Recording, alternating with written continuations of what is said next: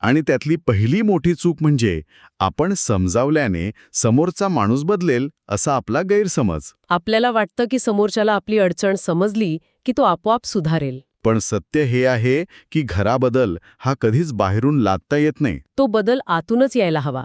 जोपर्यंत त्या व्यक्तीला स्वतःला बदलण्याची इच्छा नसते तोपर्यंत आपले समजावणे व्यर्थ ठरते. आणि दुसरी, याहून मोठी चूक म्हणजे अशा न बदलणाऱ्या लोकांवर आपली मौल्यवान मानसिक ऊर्जा आणि वेळ वाया घालवणे.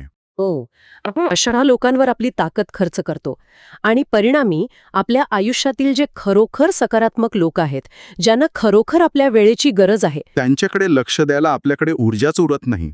म्हणूनच यातून मिळणारा शहाणपणाचा सल्ला हाच आहे की सगळ्यांना बदलण्याचा हट्ट आपण सोडून द्यायला हवा.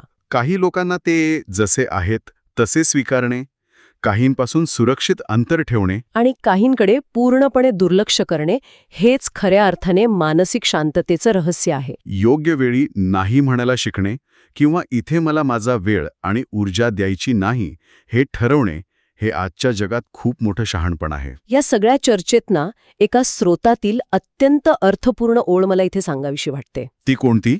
ती ओळ अशी होती, सगळेच लोक आपल्या आयुष्यात राहण्यासाठी नसतात. काही लोक फक्त आपल्याला शिकवण्यासाठी येतात की कुणावर वेळ वाया घालवू नये. वा, हा विचार खूपच वास्तववादी आणि खोल आहे.